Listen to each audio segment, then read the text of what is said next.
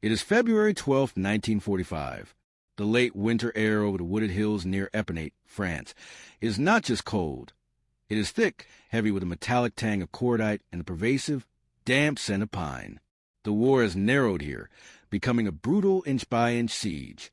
Pressed flat against the cold earth lies Jack Bygam, a 22-year-old American infantryman.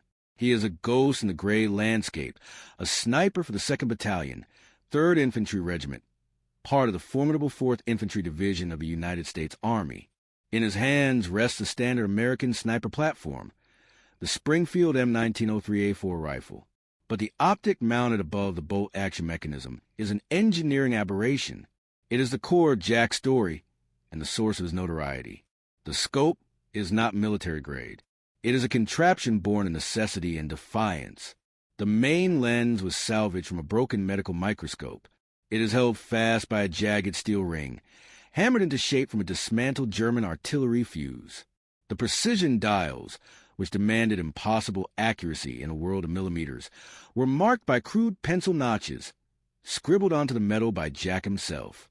His fellow soldiers, men who live and die by reliable gear, had greeted his invention with vicious mockery. They called it the tinkerer's toy. They called Jack delusional, whispering that this Frankenstein optic would only get him killed trying to play engineer on the front line. But now, the ridicule has stopped. At precisely 4:47 in the afternoon, the world narrows down to Jack's eye, the homemade scope, and the enemy. 27 agonizing seconds tick by. Jack exhales, holding a breath that feels like granite in his chest. Over 1,200 yards away, a colossal distance in the desperate, close-quarters fighting of the European theater, a German Panzer IV tank, thick-skinned and menacing, sits dug in, dominating the distant ridgeline. Then a single, impossible crack splits the air. It is not the devastating shriek of incoming artillery. It is not the roar of AP-47 Thunderbolt diving overhead. It is the sharp retort of a single rifle shot. The Panzer IV does not just stop. It instantly erupts. A searing, violent geyser of flame and thick black smoke blasts against the desolate winter sky. The explosion slams down the valley like a physical fist. It was one man, one bullet, and one homemade scope. They no longer laughed. This is a true and unbelievable story of Jack Red Bygam, the mechanic turned sniper they mocked for inventing his own optic, until the moment he used it to utterly change the course of a battle. It is a history forged in doubt, innovation, and the one impossible shot that made the blueprints in the dirt a legend. In the winter of 1944, the last major German offensive, the Battle of the Bulge, was tearing through the Ardennes. The men of the 4th Infantry Division were cold, exhausted, but relentlessly pushing eastward. By early February 1945, the front had ground its way into the rugged Champagne-Ardenne region of northeastern France. There, among the rolling hills and dense forests near Epinay, the 2nd Battalion of the 3rd Infantry Regiment, known simply as 2/3, had been assigned the grinding task of weakening German defenses entrenched just beyond the Bois de Rains. Among them was a quiet young infantryman, Jack Bygam. He hailed from Marshall, Kansas, a farming town of fewer than 10,000 souls. Before the war consumed his life, Jack had never held a rifle in combat. He was a mechanic by trade, but more importantly, a gifted tinkerer by temperament. At 19, he apprenticed under his uncle at a watch repair shop. He could strip down and rebuild a stopwatch mechanism with his eyes closed and his hands utterly steady, adjusting micro gears with such surgical precision that older customers joked his nerves must have been made of ice. When Jack was drafted in the spring of 1943, those same skills made him stand out at Fort Benning. During marksmanship training, he excelled. He didn't just shoot, he calculated. Jack Bygam possessed a preternatural ability to read the air, measuring distance by the tilt of a distant fence line, the play of shadows, the sway of timber. He knew windage and elevation instinctively, adjusting without instruction. But brilliance on the firing range didn't matter if the bureaucracy was blind. The Army, short on formalized sniper training and desperately lacking optics, saw only another rifleman. Jack was handed a standard-issue rifle and marched into the inferno. The brutal winter fighting of the Battle of the Bulge bled the American forces dry. When the smoke finally cleared in January 1945, the grim reality was exposed. The Army was critically short of trained sharpshooters, and the scopes they did have, fragile instruments like the Weaver Model 330C, were shattered, fogged, or lost to the frozen mud. Resupply was non-existent. Near Epinay, in the grim early weeks of February, there were barely 3 working scoped rifles for the entire battalion. This crisis, for Jack Bygam, was not a defeat. It was an invitation.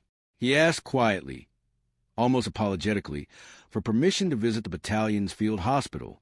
There, among the broken stretchers and discarded surgical equipment, he found his prize, a damaged American-built Bosch and LOM microscope, its optics cracked during rough transport. Jack cannibalized a lens tube, intent on forging an optical sight. For mounting brackets, he needed steel tough enough to withstand the blast. Steel he found scavenged from the casing of a destroyed German 88mm shell. Over 2 clandestine nights, working under canvas just beyond the western tree line, Jack meticulously soldered, filed, and balanced this improbable contraption onto the barrel of his standard Springfield M1903A4. The reaction was immediate and cruel. Laughter exploded across the bunker when he showed his squad. "That thing looks like it belongs in a science fair," one soldier roared. Another jeered, "Hey, Bygam, you gonna diagnose a germ or shoot a kraut?" Even the hardened platoon sergeant gave a dismissive shrug. "It ain't regulation. Don't come crying when it shatters on your first shot." Jack didn't flinch. He had tested its range in the solitude of the woods, tracking consistency over tree lines. The scope was flawed. The image had a stubborn bluish tint. The lens scratched easily, and the zero drifted with temperature changes. But it worked. It magnified. It aligned. And most crucially, it was the only scope available to him. He wasn't trying to be a hero. He was trying to be useful. In the rigid hierarchy of the American Army in 1945, innovation was a directive delivered from the highest brass, born in comfortable factory labs. But Jack Bygam was about to prove the opposite. Sometimes, the most critical advances are born not in laboratories or on blueprints, but in the mud, under fire, in the determined hands of a quiet young man who simply refused to settle for standard issue. He had bypassed the chain of command and ignored 1,200 yards of doubt. Jack Bygam never asked for permission to build his scope. He knew better. What he asked for quietly, respectfully, was time. Time in the lonely silence of the night. Time to make something better than what he had been issued, which was nothing. The work was performed in silence. The quiet devotion of an engineer driven to obsession. Every metallic surface was swaddled in oilcloth and thick burlap, silencing the lethal click and scrape of steel on steel. His light was a ghost, a beam of deep crimson, filtered through salvage red cellophane stripped from a medic's signaling kit, painting the darkness with muted urgency. His small ledger was a manifesto of precision, filled with the obsessive calculus of a cold bullet. Wind shear, crosswind drift, minute adjustments for temperature fall. The heart of his task was a makeshift optical system, cannibalized from a heavy field microscope. He painstakingly dismantled the tube into its 3 main components, the objective lens, the focus ring, the ocular, and then lashed them to the receiver of his Springfield rifle. The mounting was ingenious. 2 crude, hand-fashioned rings clamped tight with scavenged bolts. The crucial vertical reticle, the crosshair, was a work of near madness. A single, taut strand of wire, pulled fine from a field telephone cable, stretched and set rigid across a ring of dental cement. It was crude, fragile, born of desperation, but its precision was absolute. Every evening after dusk, Jack walked the gauntlet to Red Hill, a clearing named not for blood, but for the rust-colored iron in the soil. Here, he conducted his solitary Cold War. He set up rusted German helmets on fence posts, 200 yards, then 400, then 600. Each night, he retreated further, documenting the exact angle of fall and the structural integrity of his improvised lens. It fogged slightly in the bitter air, but he found solution both simple and absurd, applying a thin film of soap to the interior glass and polishing it off until the view snapped into focus. He rarely spoke during these drills. Some of his platoon watched, detached and amused. Others merely ignored him. When his platoon sergeant finally confronted him, the warning was sharp and stern. Asterisk, you are wasting ammunition we don't have. Asterisk, Jack's reply was a quiet promise, delivered without inflection. Asterisk, sir, I'll bring them back clean. Asterisk, by the 10th of February, intelligence reports had confirmed the enemy's growing presence near the Bois de line. The German armored shadow was lengthening, anchored by the deadly Panzer IV. Specifically, the formidable Panzer IV Ausf, H*** variant. This rolling fortress, the hardened backbone of the Wehrmacht, was armed with a terrifying high-velocity 75mm cannon and protected by frontal armor as thick as 80mm. For an infantryman caught in the open, the sight of a Panzer IV meant immediate execution. Conventional wisdom dictated that stopping such a machine required air support, anti-tank artillery, or a bazooka fired from suicidal range. A rifle, even the most precise Springfield rifle, had no business challenging armor. But Jack wasn't planning to pierce steel. He had studied the schematics of the Panzer IV, memorizing its vulnerabilities. He knew the engine deck at the rear housed a fuel intake caps, often left exposed during rush refueling. Crucially, he knew the German habit of strapping spare fuel canisters to the exterior of the armor columns. Easy access for the crew, but a devastating flaw in combat. His target was not the thick, hardened hull.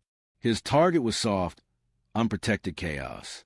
He might not kill the tank outright, but a single, precise shot into that engine deck or those exposed canisters would turn the fortress into an inferno, forcing the crew to abandon their steel coffin and setting the battlefield ablaze. He was aiming for the spark that would light the world on fire. It was a calculation etched in ice, a plan so audacious it bordered on madness. But for Lieutenant Colonel Harris, it was the only way forward. The clock was ticking down the winter offensive. By February 11th, 1945, the advance guard of the 4th Infantry Division had clawed its way to the dark edge of the Bois de Ligne, a tangled patch of forest overlooking the shallow, sluggish Mon River Valley. Their mandate was clear: break the German lines, neutralize the final resistance, and seize the high ground necessary for the crucial spring thrust into the Reich. But the silence was a lie. Scouts, shivering deep in the brush, reported a chilling irregularity. Increased armor traffic snaked along a notorious dirt track, a muddy artery twisting through the dense tree line. Invisible from the air, this narrow path was perfect for concealed movement. Intelligence soon confirmed the worst. At least 3 hulking Panzer IV tanks were not retreating. They were dug in, rotating 6-hour shifts, transforming the Bois de Ligne into a lethal, fortified ambush. The Germans were preparing for a stand that would cost the Americans dearly. That morning, during a grim command briefing, Harris turned to his platoon leaders, bypassing conventional tactics. He needed a ghost, a sharpshooter capable of operating alone by first light tomorrow. The mission was surgical and terrifying. Observe, yes, but more importantly, disrupt, cause confusion, force delays, and eliminate key officers without drawing a division into a costly infantry engagement. One name cut through the tension: Bygam. Jack was summoned to the command tent. Harris's eyes were cold, assessing a tool he wasn't sure he trusted. "I hear you've been playing scientist with a rifle, Bygam," Harris challenged. "Yes, sir." "You genuinely believe that thing of yours can hit anything past 400 yards? "I know it can, sir." Harris didn't nod. He didn't smile. He slammed a finger down on the map, circling grid 17 Alpha, an elevated thicket of defiant pine trees, fully 1,200 yards from the suspected Panzer IV positions. It was a clear line of sight, but a distance that defied doctrine, a distance that whispered of suicide. "You go in before dawn, Bygam," Harris ordered. "No backup, no radio, no noise. You get one chance." "Yes, sir." Jack packed with the cold discipline of a man expecting to disappear. His custom Springfield rifle, fitted with a homemade scope, was the centerpiece. 40 rounds of carefully selected match-grade ammunition, hand-selected for consistency, a pair of wire cutters, 2 canteens, and a single bar of emergency chocolate. No sidearm. He wasn't planning on a close-quarters fight. As the brutal February sun vanished, he moved out, a lone shadow cutting through the frost-covered fields toward grid 17 Alpha. He reached the ridge just past midnight, scraping a shallow hide beneath a huge, fallen pine. Above him, the moon filtered weakly through thin cloud cover, casting silver shadows that danced across the silent battlefield. The night was deathly quiet. No insects, no wind, just a distant, rhythmic thud of friendly artillery and the occasional metallic bark of a German machine gun far to the east. Jack settled behind the stock, adjusting the ocular of the scope. He meticulously snapped off tiny pine needles on a branch above his head to track the changing wind. He began measuring distance, using fence posts and the known width of the valley floor. He was a statue carved from 6 hours of cold grit. He double-checked the tension on the mounting rings, ensuring his improvised optics remained perfectly aligned. Jack lay prone motionless, existing only as a shadow in the frigid French mud. Then, just before the pale, false dawn, a column of thick black smoke soiled the horizon. The enemy was coming. Slow, deliberate, the metal beast moved with arrogant certainty. The Panzer emerged from the skeletal trees and paused, its massive form silhouetted against the rising light, resting just beyond the ridge line. Steam hissed from its exhaust pipes, the sound of a predator breathing. And then, the impossible opportunity. A crewman, bareheaded, likely the loader, stepped out onto the rear deck. He began the dangerous task of refueling, hoisting a heavy jerrycan strapped to the hull. It was exactly the exposed vulnerability Jack had staked his life on. One mistake by the crew, one exposed fuel canister, one fleeting chance. He exhaled slowly, purging the tension from his chest. The target distance, 1,200 yards, 1,100 meters. Across a marshy French valley still shrouded in early morning fog. The target was no bigger than a lunchbox. He had less than 3 seconds of visibility. The world narrowed to the crosshairs. Jack Bingham steadied his breath. His body was a monolith of stillness, though his mind raced, calculating wind, drop, and the cruel physics of extreme range. Framed clearly in the cold morning light was the enemy, a German Asterisk Panzer IV H asterisk, heavy with frost and mud. Its formidable 75 millimeters cannon angled slightly downward as it idled. Behind it, 2 crewmen moved quickly, confident they were safe. The American front line was over a kilometer away. No enemy would dare shoot from that distance. But Jack's eyes were narrowed, not on the thick steel of the turret or hull. Hitting the armor would be suicide. The Panzer IV's 80 millimeters front plate would shrug off the heavy slug from his .30 caliber Springfield rifle, flattening the round like a worthless coin. Jack was not trying to punch through steel.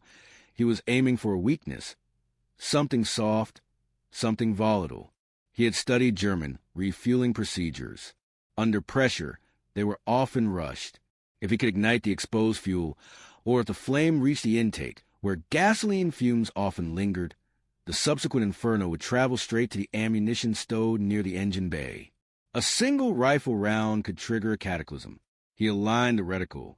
The hand-painted wire stretched across the view like a fragile cross of light. The wind had calmed to a whisper, maybe a 3-mile-per-hour breeze from the west. He made the minute adjustment for drift. 1/4 inch at the muzzle meant several feet off target at this impossible distance. He inhaled once, held the breath in the deepest part of his lungs, and squeezed the trigger. The recoil kicked gently into his shoulder. The report of the shot cracked across the valley like a whip. For a single, terrifying moment, nothing happened. Then, the terrible inevitability. A spark, a hiss, a violent, blossoming orange eruption. The jerrycan ruptured instantly, showering the exposed crewmen in superheated, burning fuel. One man shrieked, a high, inhuman sound. The second stumbled, engulfed. Flames instantly licked up the rear deck of the Panzer IV, catching the oily engine grate, crawling inward to the vital systems. And then, with a sound like thunder stuffed inside a steel drum, the small, piercing impact found a weakest link. Inside the armored shell, the stored charge of high-explosive Panzer granite ammunition cooked off. The effect was immediate and apocalyptic. A jet of incandescent flame tore through the rear plating, transforming the German tank, a terrifying Panzer, into a funeral pyre. The detonation punched a smoking crater in the chassis, sending a fireball roaring upward into the cold, pine-scraped sky. Brygam didn't flinch. His finger lifted, slow and deliberate, from the trigger guard through the custom optics. He watched the silent, terrible geometry of smoke bloom black against the stark morning light. Below, pandemonium. German infantry, stripped of their armored shield, scattered like disturbed insects. They pointed, they screamed, they dove for earth. The source of the destruction was untraceable. Too far, too precise, too impossible. Back on the American line, the forward observers of the 23rd Infantry froze. They had heard the single, distinct crack of the rifle shot. They had waited. Then they saw the rising inferno. A corporal broke the silence, his voice hollow. That wasn't Brygam, was it? Nobody hit the Panzer with a rifle at that range. The reply was simply, he's the only one out there. Hours later, when Jack Brygam crawled back into the American perimeter, his exhaustion was a physical weight. His hands were scored and raw from the frozen earth, his face etched with frostbite and powder residue. But this time, there were no jokes, no scornful whistles. The veterans of the 23rd didn't look at the weary man. They looked at the rifle, then the bizarre, Frankensteinian scope, then back to the man. Quiet reigned. Brygam had achieved the impossible shot with a tool nobody trusted. He didn't speak. He didn't need to. The mockery that had defined his existence evaporated, replaced by cold, heavy reverence. The man they once dismissed as Scope Boy or Optics Jack now walked among them with quiet gravity, not because he had asked for respect, but because he had earned it in a single, devastating moment. The impact resonated instantly. Within hours, Lieutenant Colonel Harris received classified confirmation. German radio intercepts were abuzz, confirming a successful American sniper attack on a critical armored element. The destroyed Panzer had been the linchpin of a mobile counterattack meant to shred the 4th Infantry's eastward push. It never fired a single shell. Brygam's single, precise action had introduced a paralyzing fear. German tank crews immediately began changing procedures. Fuel canisters were now moved farther from the rear deck. Refueling was delayed until vehicles were under cover. Hatches, once a source of quick escape, were now kept bolted shut. These adjustments weren't based on rumor. They were based on terror. The knowledge that a ghost with a custom rifle was watching. The command staff demanded a formal debriefing the following morning. The skeptical officers of the 23rd wanted to dissect the miracle. Brygam brought the apparatus. It was a crude, blackened thing lightly frosted, constructed from a broken Bosch and Elohim microscope. He explained the calibrations, the match marks, the desperate trial and error, the crosshairs painted from a single salvaged strand of communications cable wire. They took notes, real notes. For the first time, Jack Brygam wasn't the punchline. He was a master technician. They were finally listening. Lieutenant Colonel Harris leaned forward, his face etched with disbelief and calculation. Could you teach this, Lieutenant?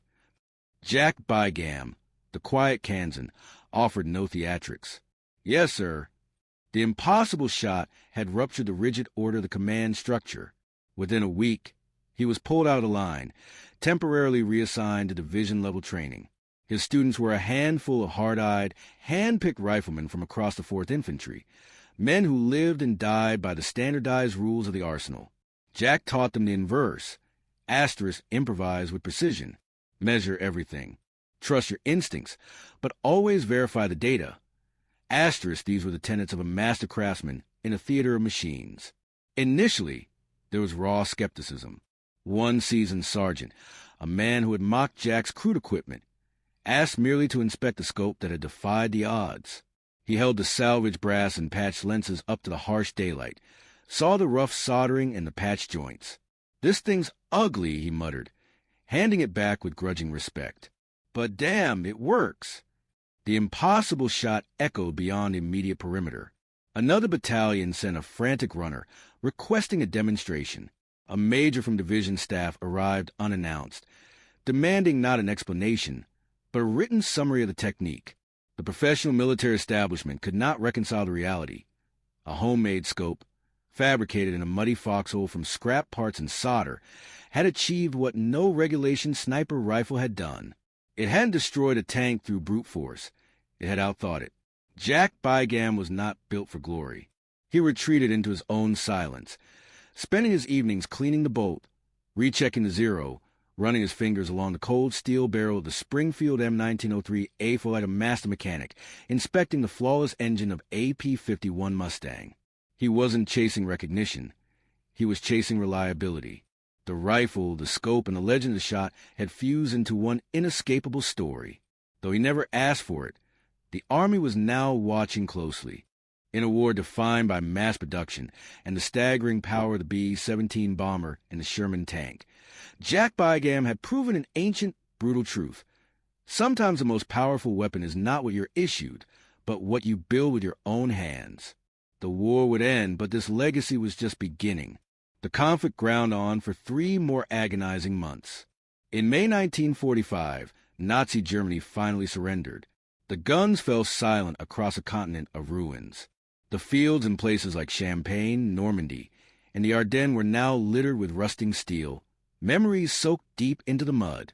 For most soldiers, including Jack Bygam, there was no grand ceremony, no dramatic farewell, just orders. Pack up, return home, and try to forget what they had witnessed. Jack returned to Kansas in the quiet summer of 1945. The town of Marshall welcomed him, without fanfare. His parents had preserved his old workshop. The same tools, the same broken watches, and on the bench, a notebook still open, marked in pencil cursive. 3 seconds drift at 500 yards. He rarely spoke of the things he had seen overseas. When neighbors inquired, he offered a polite, distant smile. I did my part. That was enough. But the proof of his war came home with him. The Springfield M1903A4 and the homemade scope, still scratched, still patched with wire and glue. It sat in a locked cabinet for decades. For 2 decades, the scope and the rifle remained silent, locked away, a dusty testament to a moment of impossible engineering. Then, in the mid-1950s, Jack Bygam stepped onto a makeshift stage at a local veterans gathering. He carried the heavy rifle, not as a trophy of war, but as an artifact of defiance. The audience, a knot of hardened men who understood the unforgiving calculus of combat, listened quietly as Jack spoke. He recounted not just a shot, but the weeks of corrosive ridicule, the frustrating cycle of failure, and the sheer, exhausting grind of perseverance. His closing sentence resonated with the power of conviction, a simple truth that would later be etched in brass beneath his museum display. Asterisk, it was never about the scope. It was about believing that I could create something better, even when no one else believed it with me. Asterisk, the rigid structure of the U.S. Army never formally adopted Jack's cobbled-together design. Bureaucracy moves slowly, but battlefield lore is faster than paperwork. Jack's story became the unofficial legend of infantry sharpshooting. During the bitter fighting of the Korean War and later in the humid hell of Vietnam, instructors would occasionally tell new recruits about the Kansas corporal who built his own optics and took out a tank. The details were routinely exaggerated. The distance doubled, the Panzer for becoming a formidable tiger, but the crucial truth remained intact. One soldier's fierce willingness to think differently had delivered a measurable, life-saving advantage. In the late 1970s, a dedicated military historian, researching improvised weapons from World War II, finally tracked Jack down. They spoke for hours. Jack presented the scope, now carefully stored in a padded case lined with soft flannel. The historian meticulously documented every scratch and weld, publishing a definitive chapter in a specialized, little-known text, Tools of Last Resort, Ingenuity in Combat.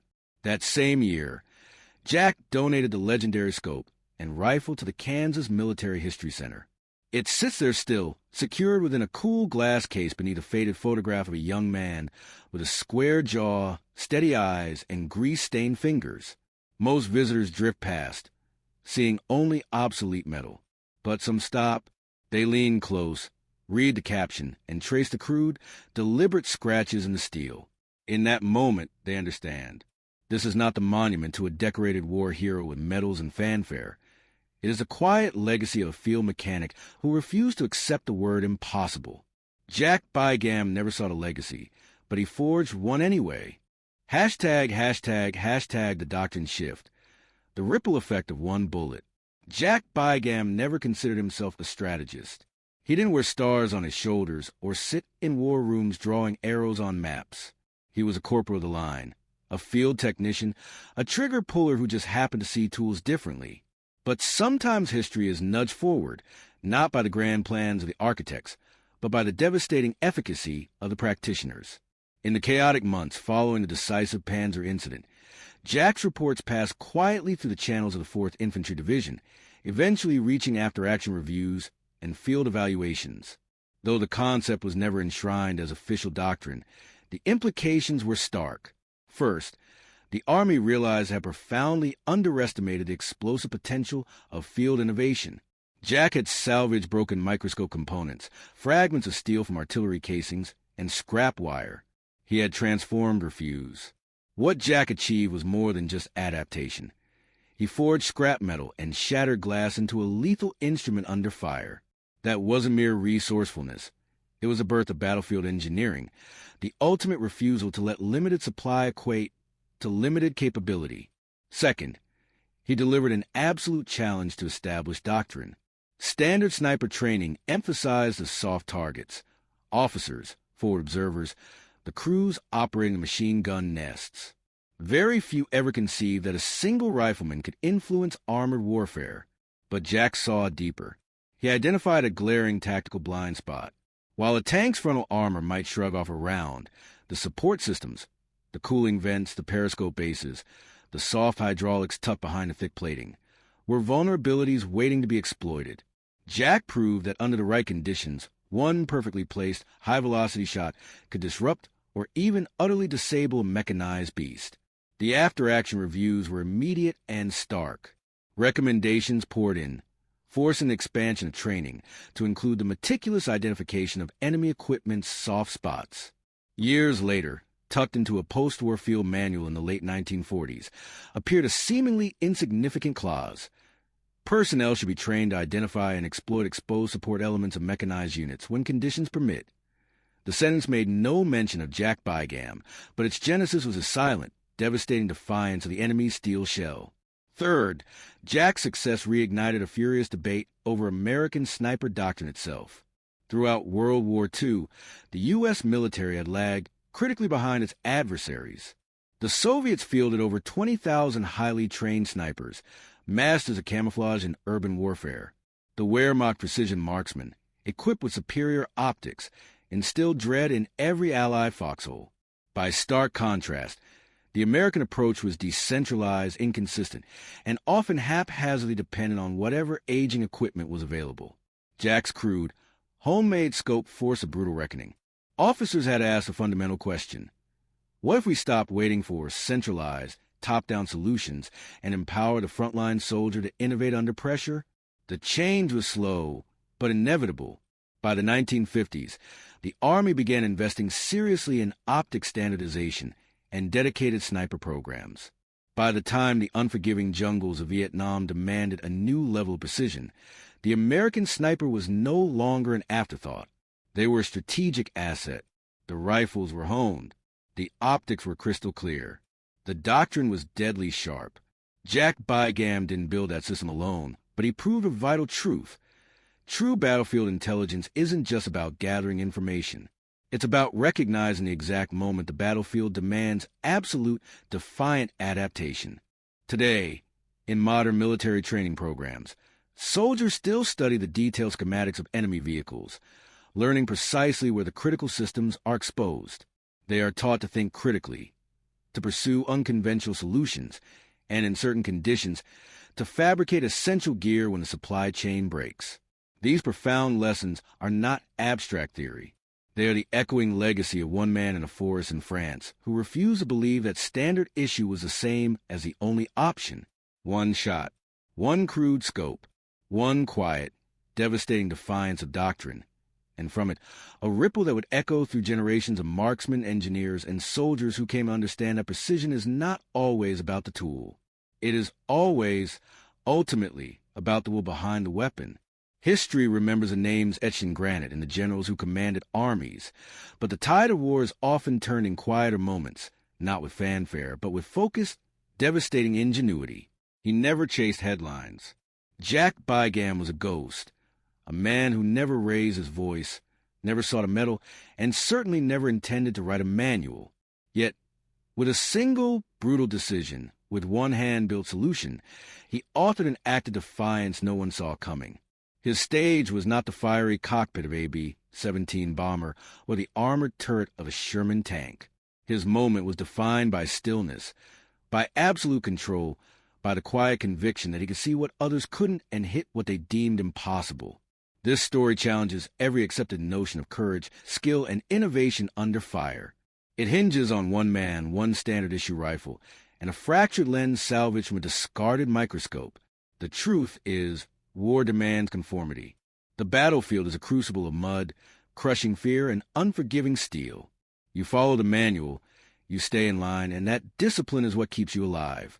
And yet, every single breakthrough in history, in science, in progress, in war, has been engineered by the soldier who looked at the standard issue and whispered, "This isn't good enough. I can make it better." Jack's homemade scope wasn't merely a technical marvel. It was a thunderous statement. A piece of crude scrap metal, a steel ring torn from enemy shrapnel, holding a piece of cracked glass, an idea often mocked, dismissed as ridiculous, right up until a critical incident succeeded. Perseverance in moments like these is often ridiculed until the very second it delivers victory. In a world where conformity is the price of survival, this man, with nothing but ingenuity and junk heap parts, changed the trajectory of a desperate battle. Not by rigidly following the letter of command, but by thinking fiercely beyond it. We live in an age of digital precision, where every tool is factory-made, engineered, and exact. Yet, the spirit that drove Jack Bygam is more urgent than ever. The willingness to face a challenge that standard thinking cannot solve and declare, "I will build it myself. I will figure it out." Maybe your idea is mocked. Maybe it looks strange. Maybe they tell you nobody does it that way. Jack's legacy reminds us that innovation isn't a department. It is a mindset, and sometimes the smallest change in the determined hands of one person can launch a ripple that stretches 80 years into the future. One man, one lens, one bullet, and a moment that still speaks to us today. What would you build if you stopped waiting for permission?